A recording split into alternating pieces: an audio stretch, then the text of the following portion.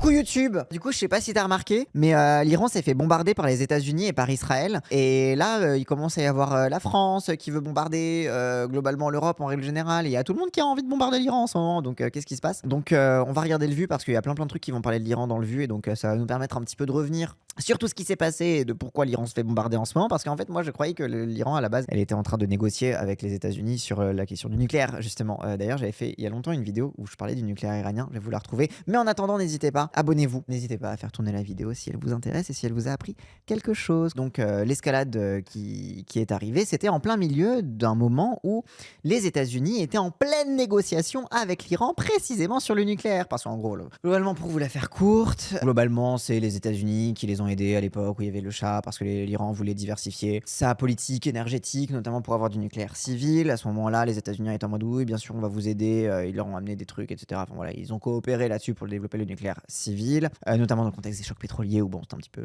Non, non, c'était avant les chocs pétroliers.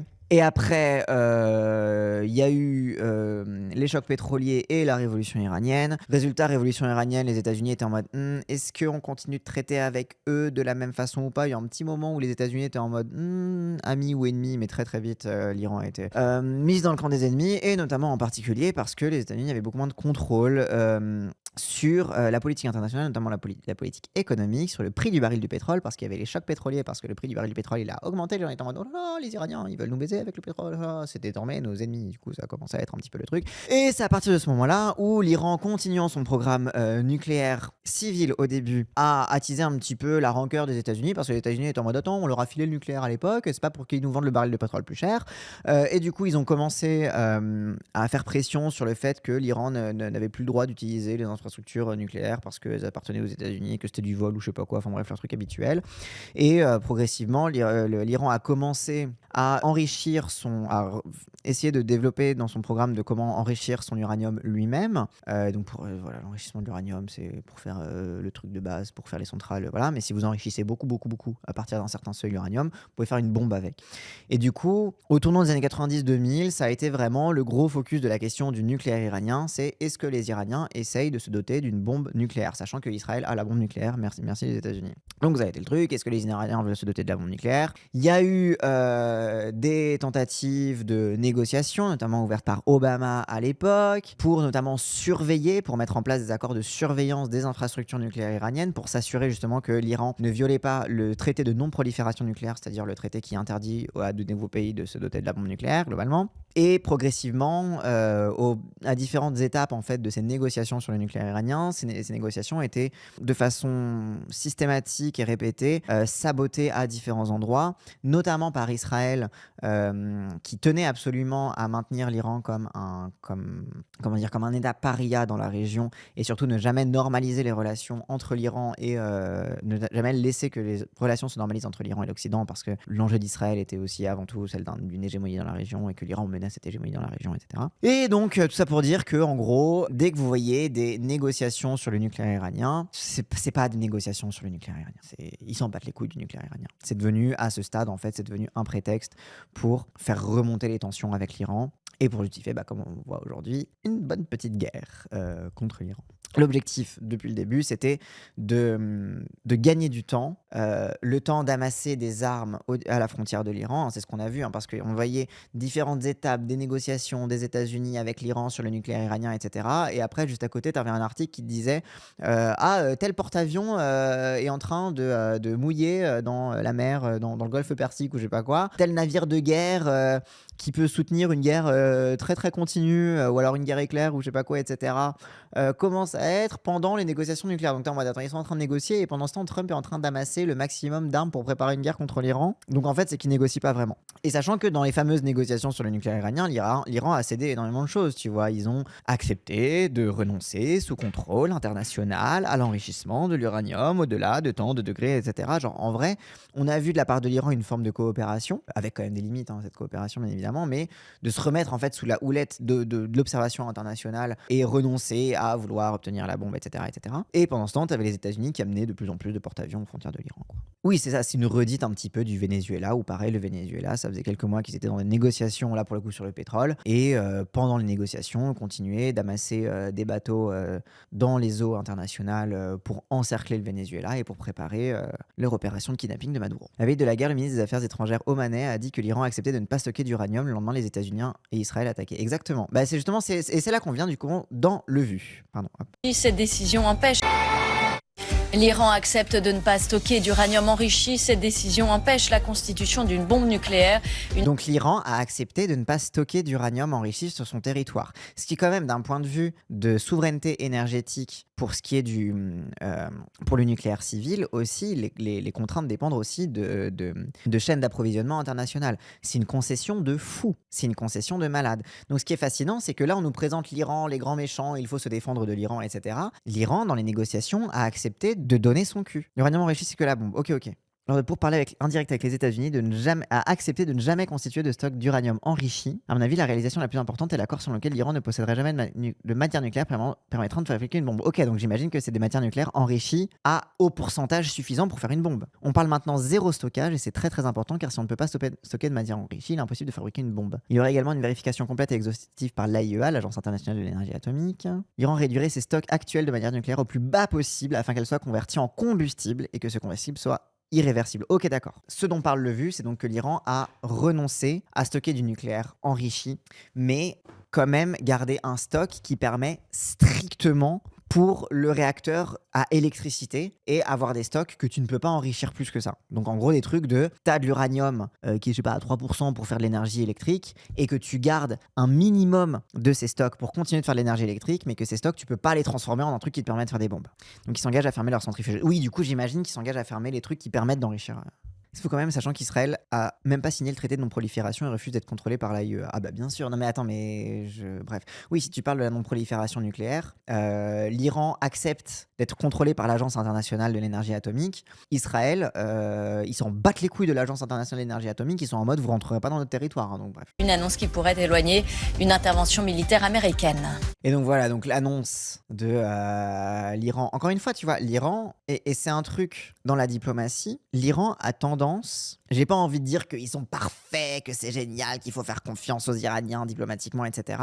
Mais ils ont quand même relativement tendance à, on va dire, être plus respectueux des négociations diplomatiques par rapport aux États-Unis. Il n'y a pas de débat où l'Iran accepte, mais sous la forme où c'est que les sites civils et pas ce secret, ça reste quand même plus honnête que beaucoup de pays. Oui, c'est ça. Ils sont en mode, on accepte, on maintient que certains sites civils à échelle réduite, voilà quoi. Ils ont, quand il y avait eu les frappes, quand Israël a bombardé l'Iran, c'était l'année dernière, l'été dernier. Je sais pas si vous vous rappelez, on en parlait pendant le Zawaton, on avait commenté ça. L'Iran s'était contenté d'une réponse qu'on appelle proportionnelle, c'est-à-dire que le principe de proportionnalité, c'est si on t'envoie une bombe, t'as le droit d'envoyer une bombe, voire une bombe et demie ou une bombe écart, mais t'as pas le droit d'envoyer 3 bombes. Donc la proportionnalité, et généralement l'Iran, dans sa façon de répliquer militairement et même diplomatiquement, jusqu'ici, ont eu tendance militairement à respecter le principe de proportionnalité des réponses, qui est quand même un principe important en droit international, et d'un point de vue diplomatique, à faire énormément de concessions et à accepter énormément de contrôle sur leur nucléaire. Mais parce que aussi, c'est très pragmatique, hein.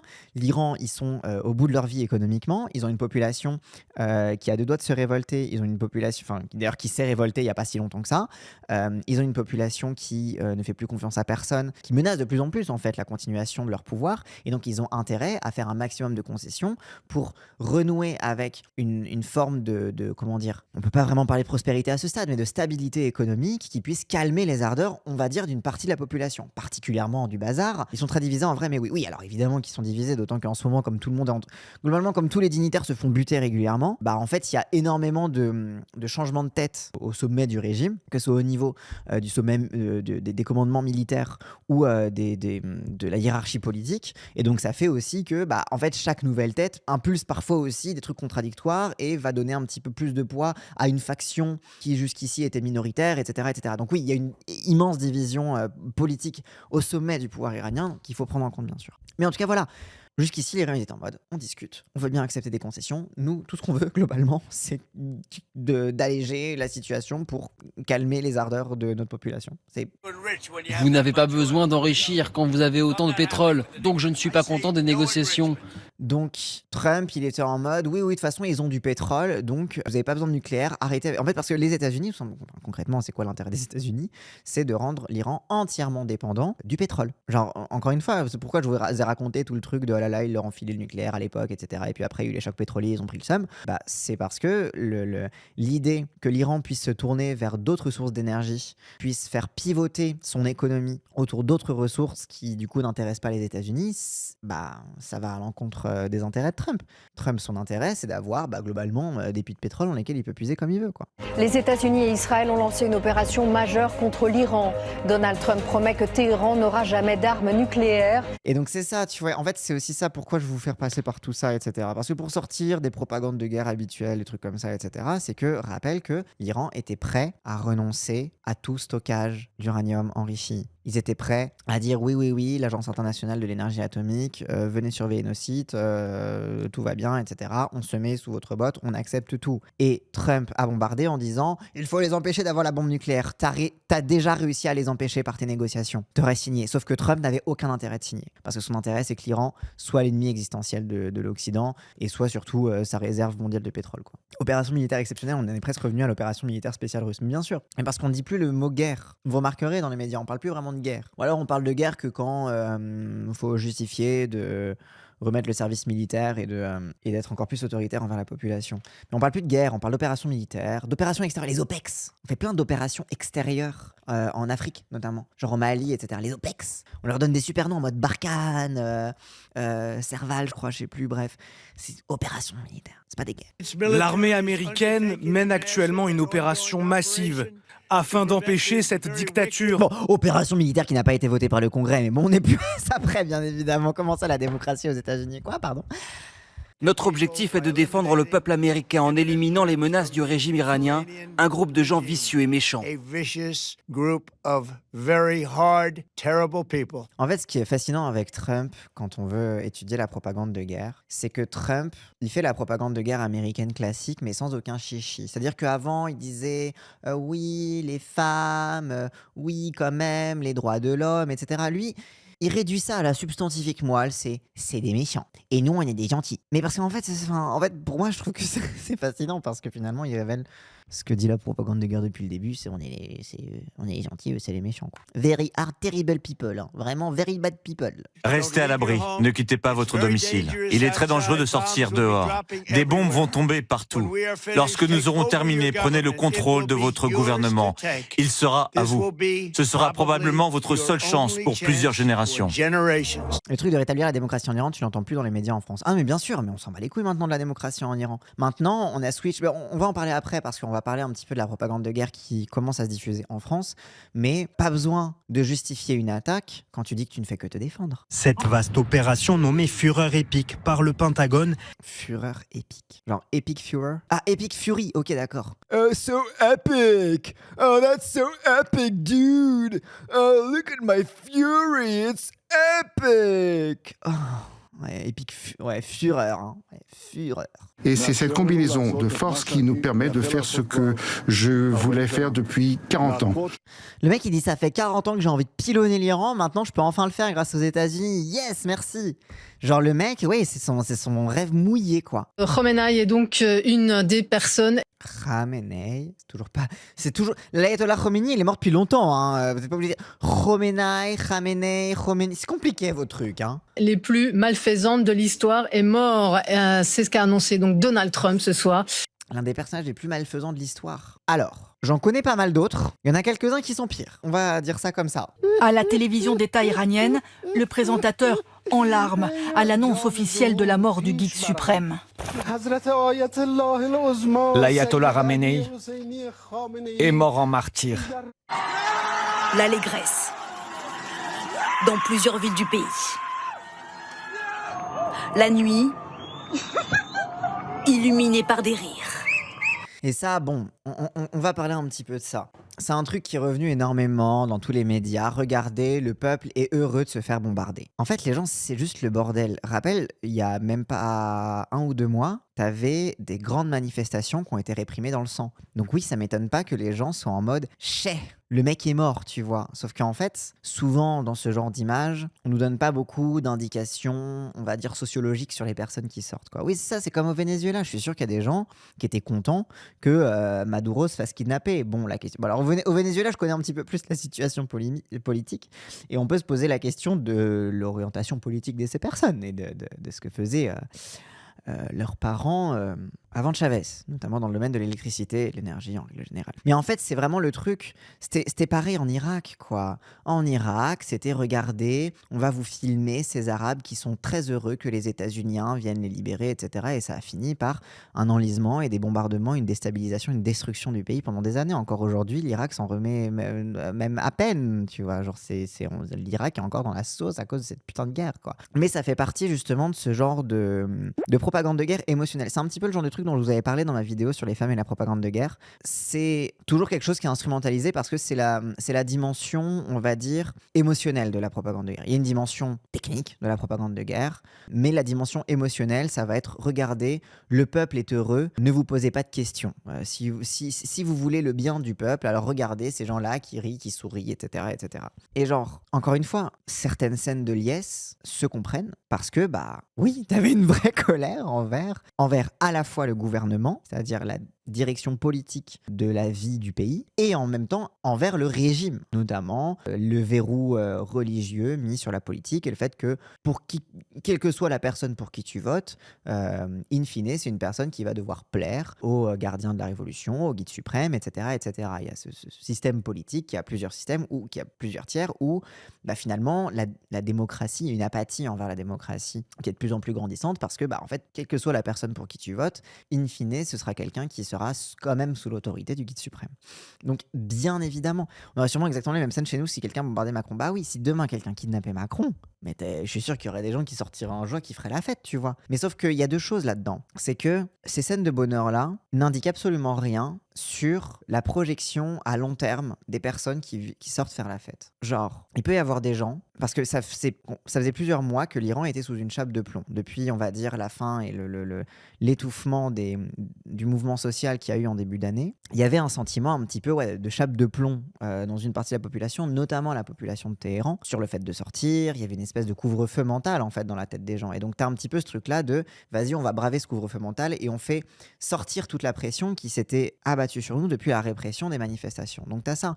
Mais ça ne veut pas dire que ces personnes-là n'ont pas forcément conscience que si les États-Unis continuent de bombarder, là, ils vont pas être contents. En fait, c'est aussi ça, c'est que on va instrumentaliser des scènes de joie de premier jour, des scènes de joie du début en mode « ah, let's go, le mec, il est mort », pour leur faire dire ce qu'elles ne disent pas, c'est-à-dire « oui, continuez de nous bombarder, faites-nous la guerre et mettez le pays sous tutelle des États-Unis ». Ça, c'est ce que le peuple ne veut pas. Et de façon relativement unanime, on va dire. Donc, tu as ces plusieurs choses. Et en fait, c'est là que, vous inquiétez pas que dans quelques mois, vous aurez plus les scènes de liesse des gens, des Iraniens, à chaque bombe qui va leur tomber dessus. Si ça continue, ça se trouve, ils vont arrêter de bombarder là, on n'en sait rien. Je n'aime pas faire de la prospective, vous me connaissez. Mais en fait, dans un mois, si la guerre continue, ce sera inutile de montrer la joie du peuple qui se fait libérer. Parce qu'en fait, on aura passé ce stade-là de justification de la guerre. Le premier stade de justification de la guerre, c'est ne vous posez surtout pas de questions, le peuple va bien, le peuple est heureux. Et après, ce qui permet de rentrer dans une logique d'affrontement armé où le récit de la guerre devient simplement le récit des avancées d'une armée hostile contre une armée de libération, des progrès militaires, etc., etc. Un mois après une invasion, la vie du peuple ne compte plus. Il compte simplement pour rassurer les opinions publiques internationales dans le fait qu'elles ne soutiennent absolument pas les populations, elles ne s'opposent surtout pas à la guerre. C'est un petit peu cette espèce, c'est le pied dans la porte de la propagande de guerre. Genre une école bombardée, pas sûr qu'ils soient contents, mais bien sûr, mais surtout, encore une fois, c'est des scènes de liesse qui sont à Téhéran. Encore une fois, je ne sais pas dans quel quartier, je connais pas la géographie de Téhéran, mais dans quel type de quartier est-ce que c'est ? Comment est-ce que ça a réagi dans d'autres régions du pays ? Dans les régions kurdes, dans les régions baloutches, dans les régions qui sont habitées par des minorités qui, elles, sont un peu en panique, quoi. Donc voilà. Malgré les risques, face à un régime toujours aux commandes, des Iraniens manifestent. Le guide suprême, symbole du durcissement du pouvoir depuis 36 ans, a été tué. Et évidemment, encore une fois, évidemment, quand tu vois le mec qui a rendu ton pays encore plus autoritaire, encore plus atroce, etc., tu vois qu'il est mort, évidemment que t'es en mode ah chais.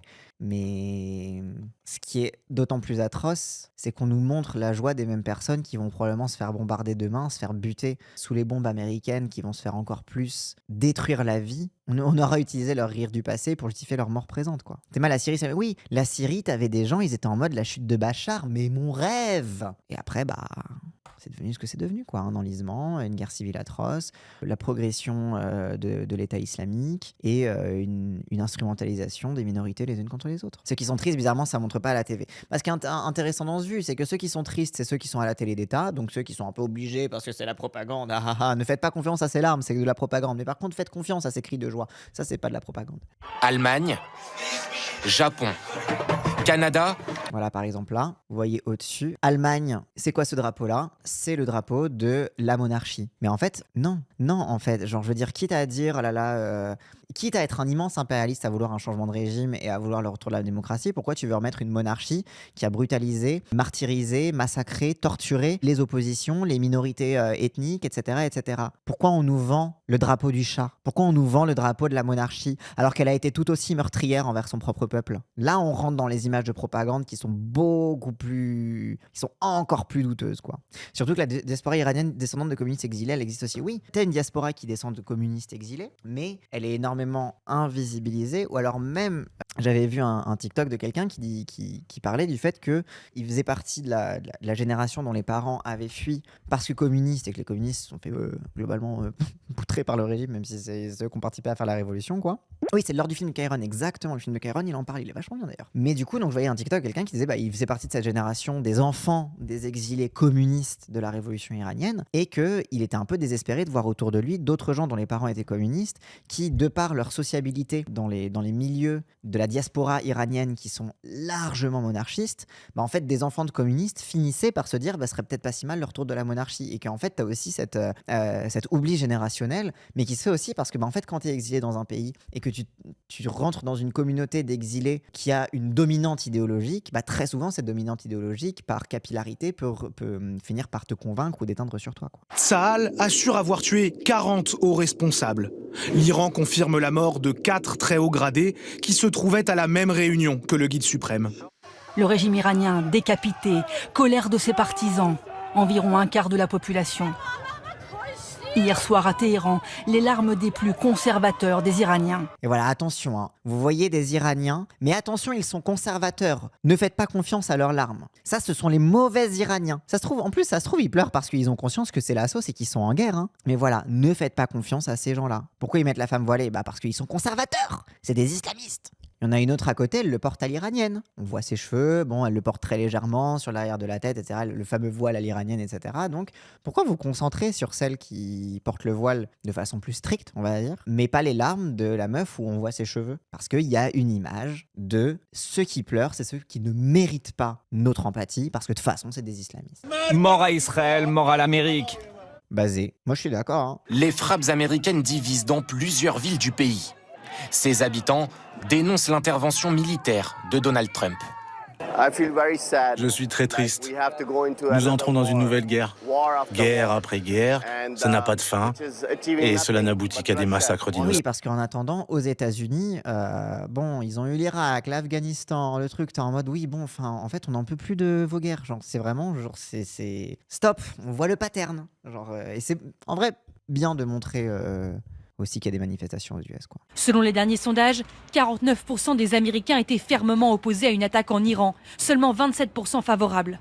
Et d'autant que ça coûte cher. Ça coûte cher aussi. Et c'est les impôts des États-Unis qui payent les munitions, les bombes, le déploiement, le salaire des soldats, etc., etc. 3 soldats américains ont été tués, 10 personnes sont mortes en Israël, 3 navires ont été touchés au large des Émirats Arabes Unis et d'Oman. Et pareil, quand ils disent 10 personnes, 10 machins, civils ou militaires, c'est un truc, ça paraît idiot dit comme ça, mais en théorie, dans la guerre, tu fais la différence entre les pertes civiles et les pertes militaires. militaires. Les pertes militaires, elles sont normales, entre guillemets, puisque quand tu parles de guerre, tu parles d'armée, de gens qui sont dans l'armée pour potentiellement donner leur vie, dont la mort fait partie du jeu, entre gros guillemets. En théorie, fait partie du jeu pour protéger les civils. Et que les civils, justement, ce sont des cibles illégitimes en temps de guerre, puisque ce ne sont pas des soldats. C'est la différence entre les soldats et les civils, etc. Je vous refais pas l'histoire sur la différence de qualification des morts entre civils et militaires. Et ce qui est intéressant, je ne sais pas si vous avez remarqué, quand on a les décomptes des morts en ce moment, suite aux frappes iraniennes, mais aussi, je reviens à l'attaque du Hamas le 7 octobre, mais même à d'autres, même des trucs moins polémiques, même les différentes... les différents combats, etc. Ça arrive très souvent qu'on parle simplement de mort de façon neutre et qu'on ne fasse plus vraiment la distinction entre mort civile et mort militaire, ou plutôt qu'on nous présente du coup par défaut les morts militaires comme des morts civiles, puisque en fait la neutralité veut que si c'est des gens qui sont morts, par défaut ça doit être des civils, tu vois. Donc c'est aussi intéressant dans le discours, dans la rhétorique, cette confusion-là entre les morts civiles et les morts militaires, qui efface en fait aussi, qui occulte le fait qu'on est dans une guerre et que c'est pas juste une intervention militaire, des bombardements comme ça. Non, oui, c'est une guerre qui engage des armées et des militaires qui sont là pour mourir pour la patrie. J'exhorte une fois de plus les gardiens de la révolution, l'armée iranienne et la police à déposer les armes et à bénéficier d'une immunité totale, sous peine d'une mort certaine. Et en face, t'as les États-Unis. Qu'est-ce qu'ils sont foutus de demander? Le seul truc qu'ils sont foutus de demander à chaque fois, rendez-vous sans condition. Rappelle que ils étaient en train de négocier. Ils ont obtenu ce qu'ils voulaient dans les négociations, enfin, ce qu'ils prétendaient vouloir dans les négociations sur le nucléaire iranien, notamment autour de la bombe nucléaire. Et qu'est-ce qu'ils décident de faire? Ils bombardent, rendez-vous sans condition, etc. L'Iran s'était déjà rendu sur les conditions. Donc, qu'est-ce que vous voulez de plus? Enfin bref. Et en France, quelle est la réaction de la France? Parce que du coup, dans la riposte iranienne, l'Iran a tiré un petit peu partout, dans les bases militaires qui sont dans la région, et Dieu sait que l'Iran est entouré de bases militaires états-uniennes et autres, etc. Et oui, c'est ça, c'est Abu Dhabi, la base française d'Abu Dhabi qui a été touchée. Ce qui est une bonne question. Encore une fois, tout à l'heure, je vous rappelais que, en règle générale, l'Iran respecte plutôt un principe de proportionnalité dans ses ripostes. Là, on a une riposte qui est un peu tous azimuts. L'Iran avait déjà bombardé plusieurs bases militaires sur la péninsule arabique, dans la région, notamment des bases militaires états-uniennes, quand Israël l'avait attaqué. C'est pas la première fois que l'Iran bombarde des bases militaires américaines, mais là, en effet, la question qui se pose, c'est que là, il n'y a pas que des bases américaines. Ça a été démenti aujourd'hui. Ça m'intéresse. Parce que justement, je voulais en venir, c'est que j'ai trouvé ça étonnant que l'Iran ait ciblé une base française. Parce que d'habitude, comme ils font justement plutôt gaffe à la proportionnalité, je dis pas que c'est des gentils, etc., mais c'est pas dans leur doctrine, d'habitude, d'attaquer des bases militaires de gens qui les ont pas bombardées avant. Ils ont détruit des radars, les radars sont intégrés à l'OTAN, donc c'est pas étonnant. Ok, donc c'est plutôt lié au jeu des faits d'alliance. C'est pas une base française, c'est une base américaine dans laquelle des bails français étaient stationnés dans un hangar. Ok. Donc, il y a eu plusieurs indications d'une volonté de Macron, dans un discours, de répliquer et de se joindre en fait au bombardement états-unien. Encore une fois, les gens, on est pour l'instant à un stade du déploiement de forces militaires, on est à un stade de la guerre où faut se méfier. C'est-à-dire que c'est pas parce que Macron dit on va faire les gros bras que derrière ça va quand même envoyer des trucs. Il n'y a aucune justification d'attaquer une base française, c'est n'importe quoi de défendre ça. Alors, c'est le concept de brouillard de guerre. Oui, voilà, on y vient. C'est le concept du brouillard de guerre. C'est que plus les informations sont floues, plus c'est facile de diriger l'opinion publique d'un côté ou de l'autre. Et aussi, c'est propre à un autre aspect, qui est que les populations civiles sont très peu informées des réalités militaires. Ce qui est parfaitement logique, parce que globalement, le monde militaire est très complexe, que c'est le bordel, et que globalement, on n'a pas le time, et même pas forcément l'accès à ces informations-là. Généralement, on va y avoir plutôt des experts qui font leur métier de surveiller tout ce qui se passe dans le monde militaire, que ce soit au niveau des armes, que ce soit au niveau des bases, que ce soit au niveau, etc. Donc bon, mais quoi qu'il arrive, ce qui est intéressant, c'est la réponse française. Parce que du coup, donc là, rappelle que la situation, c'est les États-Unis et Israël ont décidé unilatéralement d'attaquer l'Iran en violation des négociations diplomatiques qui étaient en cours. Dans le brouillard de guerre, donc il a l'air d'y avoir un doute sur est-ce qu'une base française a été touchée ou pas. C'est-à-dire, pourquoi c'est important de savoir si une base française a été touchée? Parce que si la France est touchée, elle peut se prévaloir du principe de légitime défense pour contre-attaquer et se joindre au pilonnage de l'Iran par les États-Unis. Donc en fait, c'est-à-dire que ça donne un prétexte à la France d'agir si elle est attaquée. C'est le principe de Pearl Harbor. Les États-Unis ne voulaient pas se mêler de la Seconde Guerre mondiale. Les Japonais, ils ont bombardé Pearl Harbor qui était une base américaine. Du coup, ils ont dit, on doit se défendre. Du coup, ils sont rentrés dans la guerre. C'est le principe. T'es attaqué, tu réponds, En tout cas, tu es légitime à répondre et à pilonner les autres. Oui, c'est ça, c'est le casus belli. Sur la dissuasion nucléaire, la France entre dans une nouvelle étape de dissuasion avancée qui est une démarche progressive. Donc en gros, Macron a fait plusieurs annonces. Emmanuel Macron évoque un embrasement possible à nos frontières. Pourquoi à nos frontières? Comment ça? Et ça, c'est un truc, bon, on l'avait sur l'Ukraine aussi, même si c'était déjà un peu plus plausible sur l'Ukraine que sur l'Iran. Alors peut-être quoi? Peut-être quelle frontière avec l'Iran? Bah, le plus proche que je vois, c'est la Réunion. Je sais pas, même l'île de la Réunion, c'est hyper loin. En vrai, quand il dit à nos frontières, un embrasement possible à nos frontières, il parle des frontières de l'Europe, je pense. Je pense qu'il parle des frontières de l'Europe et en gros, il est en mode attention, ça va péter dans tout le Moyen-Orient et l'Europe, c'est la porte à côté et donc en gros, c'est l'idée des frontières européennes. Mais du coup, en effet, ça permet aussi encore une fois, de renforcer cette impression de légitime défense, de casus belli, de c'est pas nous qui attaquons, c'est en fait on se défend parce que c'est eux qui nous agressent. Alors que de base, c'est eux qui se font agresser. Mais bref. Non, parce que le prochain sous-marin nucléaire lanceur d'engins français sera baptisé l'Invincible, etc. Donc il a fait plusieurs annonces sur les sous-marins nucléaires lanceurs d'engins, sur le nucléaire français, sur le fait qu'il allait augmenter le stock d'ogives nucléaires français. C'était en mode pardon, comment ça, qu'est-ce qui se passe? Qu'il voulait modifier la doctrine nucléaire française. Bon bref, donc il y a des trucs où il commence à y avoir un discours de vas-y, on fait les gros bras. Donc il a ordonné l'augmentation du nombre de têtes nucléaires de l'arsenal français. Là pour l'instant, je vous fais juste les citations Alerte Info et après je vous dis ce que j'en tire. Pour être libre, il faut être craint et pour être craint, il faut être puissant, déclare Emmanuel Macron. Donc discours militaire, discours de puissance, discours d'agressivité et discours de comment dire, très militariste, viriliste, etc. Discours de dominant, en fait. Discours fasciste. La France mobilise ses forces de sécurité face au risque d'attaques terroristes d'origine iranienne sur le territoire afin d'assurer la protection des sites et intérêts juifs ainsi que des opposants au régime iranien. On commence à voir ce qui s'en dessine. C'est-à-dire que la guerre contre l'Iran constitue une opportunité pour Macron, à mes yeux, de plusieurs choses. À la fois de redorer un blason, qui est celui de sa projection de grandeur militaire. Je ne sais pas si vous vous rappelez, au début de la guerre de la Russie contre l'Ukraine, Macron, dans son bureau, avec son sweatshirt, qui se prend la tête, qui est en mode « je pense à l'Ukraine tous les soirs, j'appelle Zelensky, nous allons faire quelque chose », et qu'en fait, au final, il s'est complètement tellement ridiculisé, et quand il a fait son RP Zelensky, et qu'en fait, au niveau international, parce que même que les gens disaient que les Ukrainiens, ils utilisent le terme macroné ou macronisé, je sais pas, quand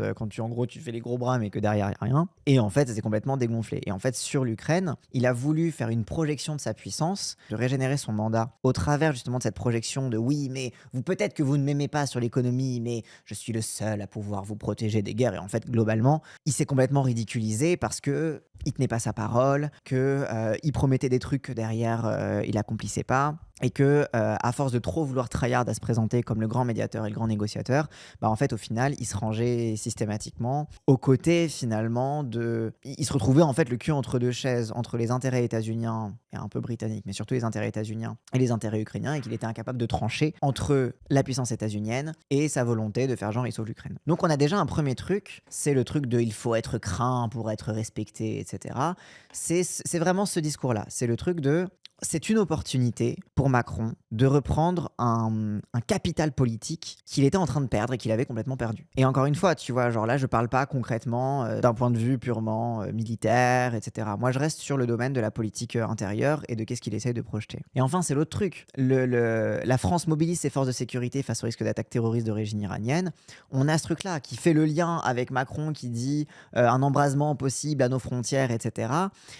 C'est l'importation directe finalement du conflit. Le fait de dire que, parce que on a vu dans les images du vu aux États-Unis où il y a déjà des mobilisations contre la guerre. Les États-Unis qui sont en mode vous nous aurez pas une deuxième fois, on connaît le pattern, vos guerres nos morts, on veut pas faire partie de ça. Voilà, une grosse partie de l'opinion publique américaine qui est contre le fait de faire la guerre aux Iraniens parce que si c'est avec leurs impôts et qu'en ce moment ils ont d'autres chats à fouetter. Et en fait en France, lui son enjeu c'est de pas se retrouver avec un mouvement d'opposition à la guerre, avec des gens qui pourraient justement opérer un rapport de force, signifier leur désapprobation du fait que la France se mêle d'une guerre qui n'est pas la nôtre, encore une fois. C'est la guerre des États-Unis. Ce n'est pas la nôtre. C'est la guerre des fascistes qui veulent agresser et qui ne veulent surtout pas ouvrir de possibilités de paix avec l'Iran. Parce que concrètement, c'est ça. Rappelle qu'ils étaient en train de négocier et que l'Iran était en train d'accepter toutes leurs conditions. Bref. L'UPS va déjà soutenir sa guerre. On est dans une sauce, il n'y a que LFI qui va tenir. Oui, et d'autant que, encore une fois, oui, en France, tout le centre, globalement, et même l'extrême droite. L'extrême droite aussi bande sur la guerre. Mais on a aussi un centre-gauche comme le PS qui sont tellement totalement biberonnés à leur homonationalisme, à leur progressisme pour libérer les peuples des méchants mollahs qui sont quand même un peu musulmans et qui n'aiment pas les femmes. Il y a une possibilité d'accompagnement justement du discours de la rhétorique guerrière de la part du Parti socialiste, des Glucksmann. Glucksmann, c'est à ça qui sert concrètement. Et Donald Trump, ce qui revient encore une fois à ce que disait Macron, l'Iran disposait de missiles capables de frapper l'Europe. Les États-Unis aussi, la Russie aussi, Israël aussi dispose de missiles capables de frapper l'Europe. Donc pourquoi est-ce que Trump dit « Oh là là là là », mais c'est pour dire l'Europe, soyez avec nous. L'Europe, rejoignez-nous dans la guerre. Et parce que aussi les États-Unis, encore une fois, ils ont conscience que cette guerre leur coûte cher. Les munitions, ça coûte cher.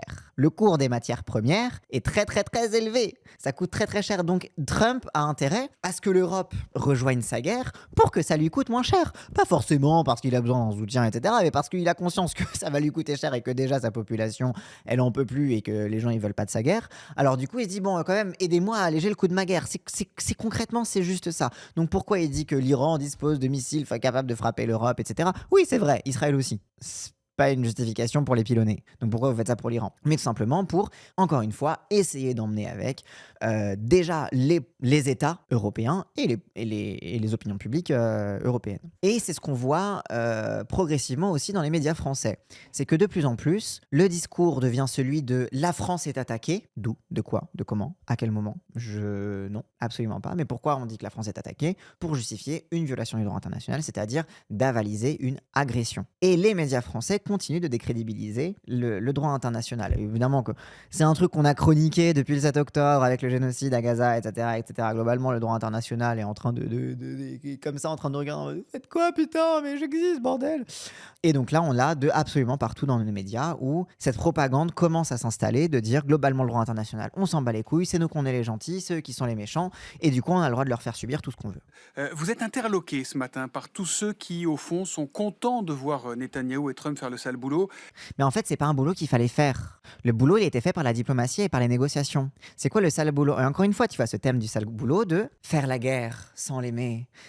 Il fallait bien que quelqu'un pilonne ces sales Iraniens, quoi. Il fallait quand même bien que quelqu'un bute ses gosses. Si personne n'allait le faire, si les États-Unis ne le feraient pas, d'autres auraient dû le faire. C'était inévitable de présenter la guerre comme inévitable, alors que, rappel, elle était évitable. Ils étaient en train de négocier, les négociations se passaient bien, l'Iran avait accepté toutes les conditions sur le nucléaire militaire. Ils disent que la méthode utilisée leur plaît pas vraiment. C'est les fameux oui mais c'est toujours comme ça. Il aurait fallu sans doute à certains qu'Ali Khamenei meure d'une crise cardiaque ou d'un AVC comme tout le monde, ou qu'il soit, je cite Marine Tondelier, jugé plutôt que tué. Et c'est là qu'on voit, je vous renvoie à notre live d'hier avec Raz quand on a réacté à Marine Tondelier, mais c'est là où vous voyez à quel point les écolos sont...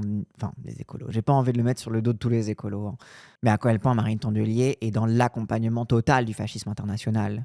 Je veux dire, à un moment, parce que Tondelier qui est en mode non, mais il aurait dû être jugé par une cour internationale. Pourquoi? Pour quel crime? Quel crime est-ce qu'il a fait? Est-ce que tu peux les caractériser avant de dire qu'il aurait dû être jugé? En fait, ok, si t'aimes pas le régime des mollahs, le machin, etc., moi, tout ce que j'aurais pu souhaiter, c'est au peuple de se libérer lui-même, de faire une révolution, de je sais pas quoi, etc. Mais absolument jamais, c'est pas notre responsabilité de décider de qui dirige à quel endroit. C'est le principe de base. Sinon, qu'est-ce qui empêche demain? Et c'est ce qu'a dit Mélenchon avec justesse, Qu'est-ce qui empêche demain, une fois que Mélenchon sera au pouvoir, que les États-Unis décident que ça leur plaît pas Mélenchon, parce que il va mettre en danger son économie et que après tout, les millionnaires et milliardaires français sont pas trop contents qu'il y a un mec qui va piquer dans leur poche et que du coup ils disent il est de notre devoir de libérer la France. Le principe du droit international, c'est cette réciprocité-là. C'est que si tu veux pas que ça t'arrive chez toi, tu le fais pas aux autres. Et si t'es pas content du gouvernement qu'ils ont les autres, tu pries au maximum pour que le peuple puisse s'en libérer lui-même. C'est tout. Mais manifestement, c'est compliqué pour certains de se réjouir pleinement et simplement de la mort du chef d'un régime qui a du sang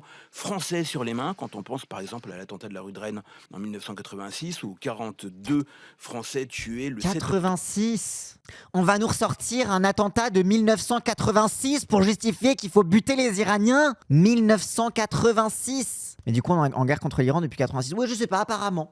Apparemment, on est en guerre contre l'Iran depuis 1986. Du coup, mais on le savait pas. Donc un régime assassin à l'intérieur de ses frontières, à l'extérieur de ses frontières et une puissance de déstabilisation. C'est marrant parce que quand même, il a beaucoup parlé des Français qui ont été tués. Alors, donc assassin à l'extérieur de ses frontières, mais il a pas beaucoup parlé des populations iraniennes qui sont mortes. Tu vois, genre, c'est vraiment le plus important, c'est qu'ils ont tué des Français. Assassins à l'intérieur de ses frontières, bon, ça c'est l'évident. C'est des barbus c'est des barbus enturbanés, ils sont forcément violents. Mais par contre, ils ont tué des Français, attention. Vladimir Poutine, lequel a critiqué une violation du droit international. Oui, il fallait l'oser. Et c'est vrai que quand on entend que cet argument du droit international est aussi ressorti dans le débat français avec beaucoup d'insistance, eh bien ça fait un drôle d'effet. Bon. Donc lui, il est en mode, c'est quand même des méchants, donc ça fait bizarre que l'argument du droit international... Le droit international, c'est devenu un argument. Genre pas des normes à laquelle on est tenu, auxquelles on est tenu de se plier, pas des règles de droit qu'on est tenu de suivre, de faire respecter et de légitimer. C'est devenu un argument. L'argument du droit international, c'est qui... Oui, mais parce que c'est... Mais oui, c'est évidemment qu'ils veulent enterrer le droit international. Encore une fois, depuis longtemps. Mais c'est une séquence, encore une fois. Pourquoi ils citent le 7 octobre? C'est pas pour rien. C'est une séquence qui s'est accélérée avec le 7 octobre. De dire le droit international, on n'en veut plus. Cela dit, et cela étant posé, il y a quand même des questions à se poser sur cette opération, Étienne, et notamment sur la suite, sur ce qui va se passer. Oui, énormément de questions sur les motivations de Donald Trump et surtout sur la suite dans la région où il y a beaucoup de risques, en Iran même, pour le régime dont on ne sait pas s'il peut tomber ou pas. Voilà, les inquiétudes, c'est pas sur la population iranienne, c'est qu'on n'est pas sûr que le régime va tomber. Voilà. Nos inquiétudes, c'est qu'on n'est pas sûr que ça va vraiment détruire le pays. On peut se poser des questions quand même. Hein. Et sur les intentions de Trump. Hein. Est-ce que Trump veut vraiment détruire le régime? Hein. On ne sait pas. Hein. Qu'est-ce qu'il veut faire Trump après tout? Oh là là, il est fou. Et en même temps, il faut bien l'observer, sans en tirer de conclusion, mais il faut l'observer, ce contraste entre le ton mesuré, un peu circonspect d'une bonne partie de la classe politique française et les cris de joie entendus à Téhéran. On revient au fameux cri de joie entendu à Téhéran, c'est on vous montre des images de gens qui sont heureux, donc ne vous posez pas de questions. Le droit international, ne vous posez pas de questions. Il y en a qui ont pleuré aussi, mais eux ils comptent pas parce qu'ils comptent pas. Mais il y a quand même des cris de joie, donc vraiment arrêtez de vous poser des questions, arrêtez de vous poser des questions sur le droit, sur est-ce qu'on a le droit de faire ça, sur est-ce que c'est légitime, sur est-ce que ça... Non, continuez de bombarder, les gens sont heureux. Ah, elles étaient heureuses les gamines quand elles se sont fait bombarder dans leur école. Hein. Alors évidemment, il y a un non-dit dans tout cela. Hein. Ce sont les auteurs des bombardements, Donald Trump et Benjamin Netanyahou, à qui l'on a, pour des raisons très différentes, des choses à reprocher par ailleurs. Par ailleurs, on a des choses à reprocher, parce que Netanyahou, quand même, il a volé le goûter de son voisin en primaire, et Trump, son maquillage laisse quand même un peu à désirer. Mais tout de même, c'est un petit peu de la lâcheté française, d'être ingrat comme ça. Ils font le sale boulot pour nous, quand même. Le plus probable est que tout cela nous renvoie aussi et surtout à notre impuissance. Notre impuissance, ça veut dire quoi? Que la France est spectatrice? Oui, la France et l'Europe d'ailleurs, c'est très frappant. Nous sommes totalement en dehors de cette affaire. Et lui, il est en mode, moi je suis triste parce qu'en fait, moi aussi je voulais faire le bombardement et ils m'ont pas proposé le bombardement.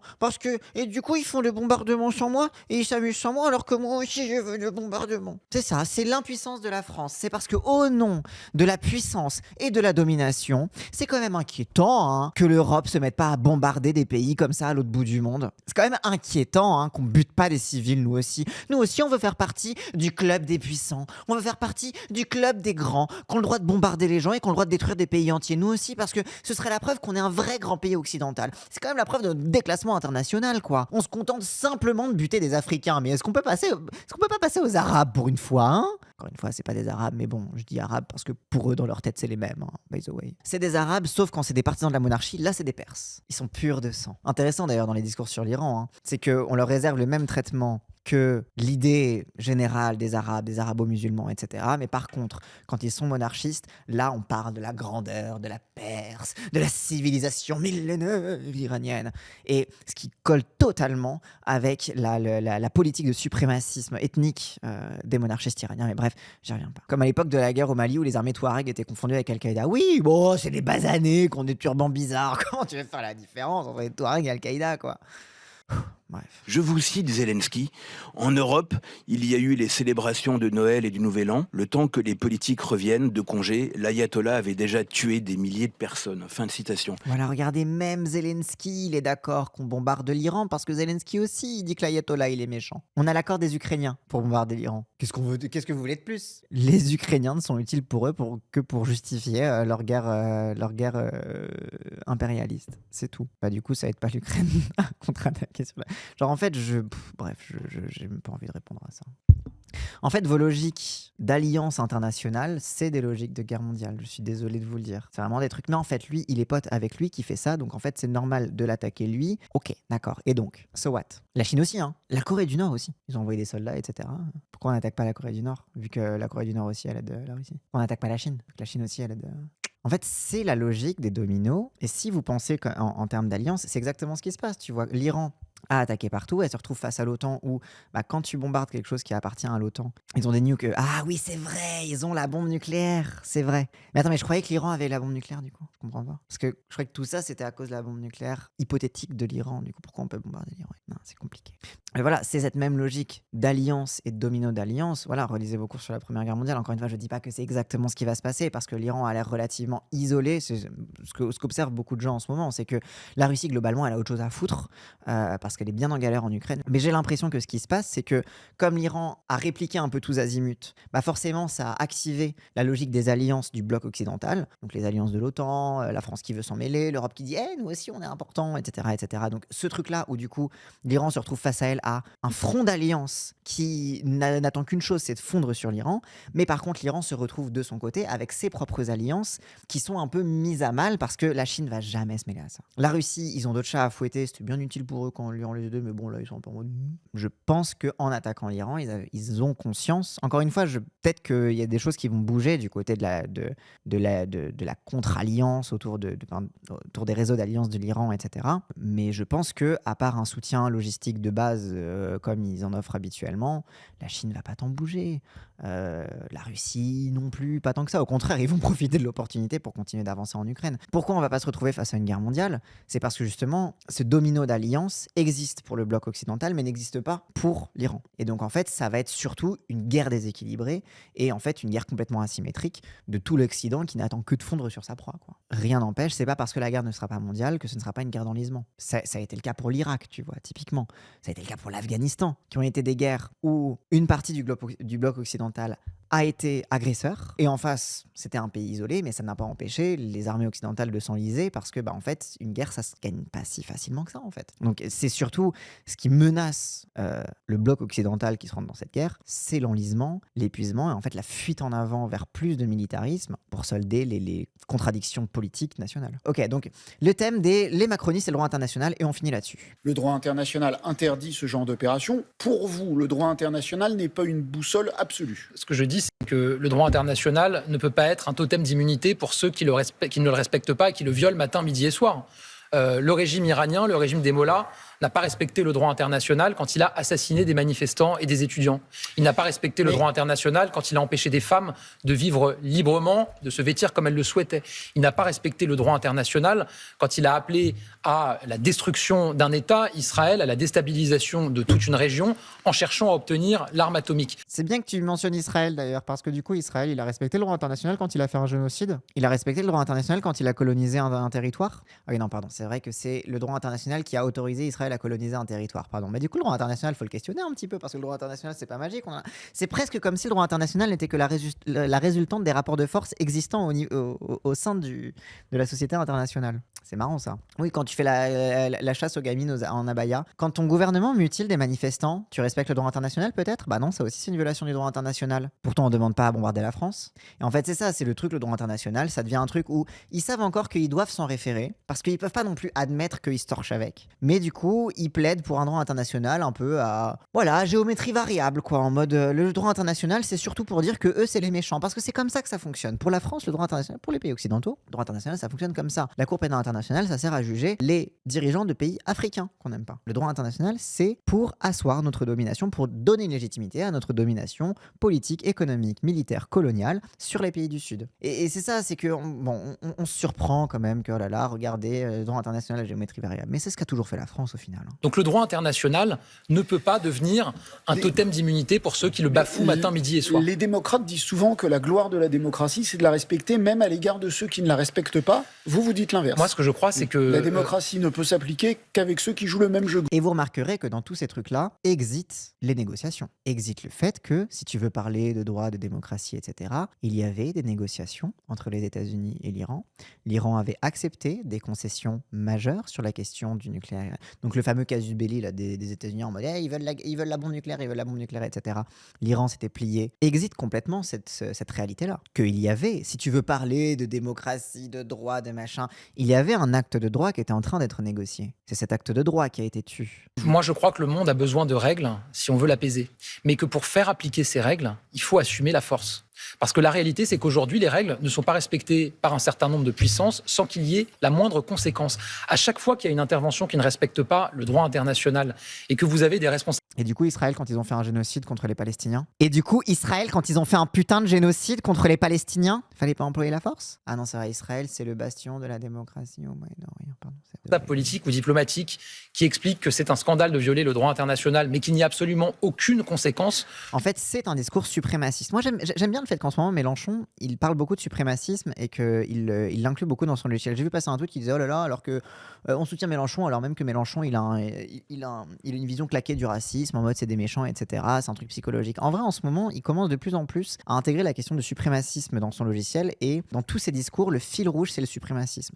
Et je trouve que c'est intéressant parce que ça donne une vision beaucoup plus politique justement de la question du racisme et de la question de toutes les dominations. Et là, typiquement, Gabriel Attal a un discours suprémaciste. Il a un discours de dire le droit international, c'est l'outil pour asseoir notre suprématie. Nous sommes les gendarmes du monde, nous arbitrons les élégances parce qu'on est la France, je sais pas. Et du coup, le droit international, c'est lorsque c'est nous qui décidons, lorsque c'est nous qui imposons notre suprématie. Je pense que ça affaiblit et ça fragilise nos règles et nos valeurs. Donc il faut les rendre opérantes. Il faut que ça coûte de ne pas respecter les règles et que ça rapporte, entre guillemets, de les respecter. C'est pas l'état du monde aujourd'hui. Donc il y a ça. Et il y a Jean-Noël Barrot qui est un petit peu dans la même veine là. Globalement, tous les macronistes sont tous d'accord pour dire que le droit international, bon, on va drop le prétexte, quoi. Depuis des décennies, ce régime viole le droit international. Israël ? Il bafoue les résolutions du Conseil de sécurité encadrant son programme nucléaire et prohibant le soutien à des groupes armés. Ah, genre Israël. Genre parce qu'Israël, genre ils ont la bombe nucléaire et genre ils n'ont pas signé le traité de non-prolifération et ils refusent que l'Agence internationale de l'énergie atomique ne surveille leurs installations. Ils parlent d'Israël du coup ? Il viole sans retenue les droits de l'homme en tournant, comme encore récemment, ses armes contre son propre peuple. Ah bah du coup comme Israël, du coup. Parce qu'en fait techniquement quand tu occupes un territoire, tu es responsable du bien-être de la population que tu occupes. Donc techniquement c'est comme si c'était son propre peuple d'ailleurs. Enfin, en réalité, Israël de fait n'est qu'un seul État et d'ailleurs c'est ce qu'ils revendiquent tous bien évidemment. Mais sauf que c'est un État sans les Palestiniens. Du coup il parle d'Israël. Ah non, il parle peut-être de la France. Non, il parle peut-être de la France. Alors c'est vrai que la France a retourné ses propres armes contre ces manifestants en les éborgnant, en les tabassant, etc. C'est vrai que la France quotidiennement viole le droit international là-dessus, oui. Il parle peut-être des États-Unis aussi, où littéralement une milice spéciale mène des raids de déportation, tue des gens en pleine rue, etc. Il parle peut-être des États-Unis. Hein. Je ne sais pas exactement de qui il parle dans tout ça.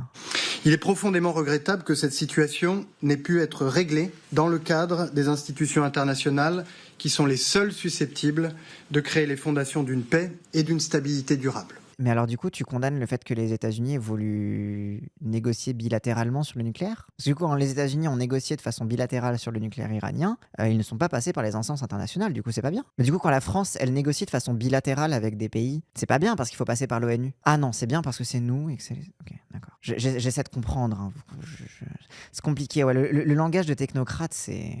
En plus, il a tellement un manque de charisme, j'arrive pas à me concentrer sur ce qu'il raconte. Mais chacun le sait, le veto brandi par certains membres permanents du Conseil de sécurité des Nations Unies a paralysé l'action collective. Ah oui, donc il parle d'Israël. Ok, d'accord. Donc là, il parle d'Israël puisque en fait, Israël est systématiquement protégé par le veto des États-Unis au Conseil. D'ailleurs, le principe même du veto au Conseil de sécurité des Nations Unies est un problème. Hein. C'est vraiment le ver dans le fruit du multilatéralisme et de la promesse multilatérale. Ça, je suis totalement d'accord. Donc en effet, les États-Unis protégeant systématiquement Israël derrière leur veto ont en effet participé à ce que le droit international ne s'applique plus en fait du tout dans la région. Y compris lorsque le recours à la force aurait été nécessaire pour faire respecter le droit. Le recours à la force aurait été nécessaire pour faire respecter le droit. Attends, je comprends pas. Il y a eu un débat au Conseil de sécurité des Nations Unies sur le fait d'envoyer une opération de maintien de la paix en Iran. Parce qu'il y avait une opération de maintien de la paix, elle était au Liban. Et c'est Israël qui a bombardé et tanké les positions des casques bleus. Ouais, franchement, il a beaucoup de courage de condamner aussi fermement les actions de l'État d'Israël contre même les opérations de maintien de la paix, alors même qu'elles sont décidées démocratiquement au Conseil de sécurité des Nations Unies. Hein. Franchement, bravo à lui de condamner les attaques d'Israël sur les positions des casques bleus. Hein. Malgré cela, l'intervention décidée unilatéralement par Israël et les États-Unis d'Amérique aurait mérité d'être débattu dans les instances collectives prévues à cet effet. Donc il a dit on aurait dû débattre au Conseil de sécurité de faire une opération de maintien de la paix en Iran. Mais c'était pas possible parce qu'il y aurait eu le veto de la Russie, du coup, j'imagine.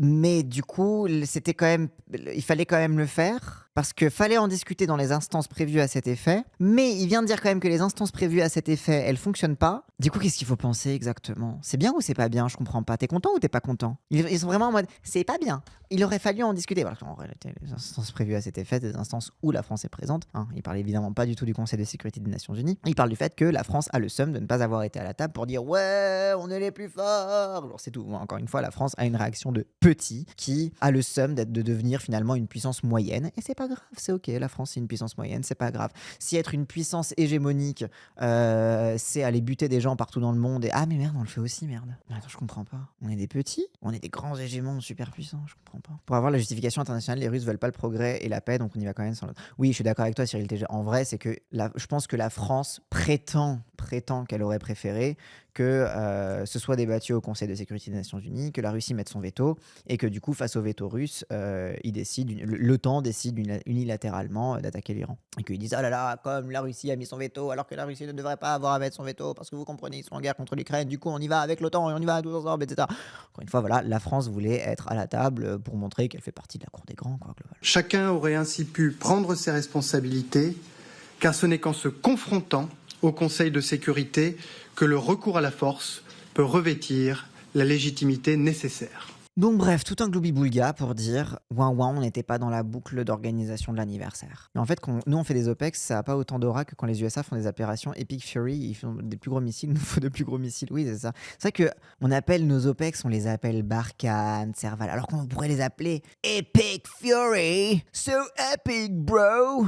Bref, j'ai essayé de faire un panorama un petit peu général de tout ce qui se passe en Iran. Et pourquoi j'ai fini sur la France? C'est parce que c'est ce qui nous concerne. C'est la propagande de guerre avec laquelle on est matraqué. Le truc de le droit international, c'est eux les méchants d'abord. Le truc, on voit que par rapport à Trump qui dit on est les gentils et eux c'est les méchants et qui est vraiment pas très très subtil, la France essaye d'être un peu subtile, de se cacher encore derrière le droit, de prétendre des trucs, etc. Mais faut vraiment pas les lâcher, hein. Il va falloir qu'on développe en France un mouvement d'opposition massif à la guerre contre l'Iran. Il va falloir qu'une opinion publique française se détache pour dire on n'en veut pas de cette guerre, comme ça avait été le cas à l'époque pour la guerre d'Irak. Ça veut pas dire que Saddam Hussein c'était un gentil, ça veut simplement dire que on sait quelles vont être les conséquences de cette guerre et elles sont bien pires que ce qui se passe en ce moment et que ce qui se passait avant dans le méchant régime des Mollahs. Et c'est pas dire qu'on préfère le régime des Mollahs que de dire ça, c'est de rappeler qu'il y avait une négociation qui était en cours. Si vous avez peur, c'est quoi le problème? C'est que les Iraniens ils aient la bombe nucléaire, les négociations étaient en cours. Ça c'est le prétexte des USA. Les USA ils disent non mais ils voulaient la bombe nucléaire. On sait très bien, c'est faux, les négociations étaient en cours, on en a la preuve. Alors du coup les Français ils disent non mais c'était quand même des méchants parce qu'ils sont musulmans et que vous comprenez que quand même ils sont méchants envers le peuple. Oui ok d'accord, comme beaucoup de pays. Tu vas faire la guerre à tous les pays qui massacrent leur peuple? Tu veux que je te fasse la liste de tous les pays qui massacrent leur peuple? Vas-y, va faire tes opérations extérieures. Pourquoi l'Iran spécifiquement? Parce que le grand frère États-Unis y va et parce que ça t'intéresse, parce qu'ils ont du pétrole, c'est tout. Et parce que tu veux faire partie de la cour des grands et que quand il y a une guerre quelque part tu veux faire partie de la guerre pour montrer que t'es un grand pays, c'est tout. C'est ridicule. Cette guerre on n'en veut pas. Surtout qu'on est allié directement avec des pays qui sont horribles avec leur peuple et avec les autres. Bah oui, on est allié avec un pays qui déporte sa propre population, qui tue sa propre population, qui envoie des raids policiers contre sa propre population, qui mène une politique de terrorisme intérieur. Pourquoi pas la Birmanie où il y a une guerre civile entre l'État et la population plus un génocide? Bah oui, pourquoi on fait pas une opération en Birmanie? Ah mais oui, parce que c'est compliqué, parce que c'est illégal, parce que vous comprenez, on n'a pas le droit de faire la guerre, et puis voilà, la Birmanie c'est compliqué. Mais l'Iran c'est pas compliqué, ils ont du pétrole. Et puis bon, de toute façon ils sont un petit peu basanés, et puis bon voilà, le Moyen-Orient c'est pas vraiment...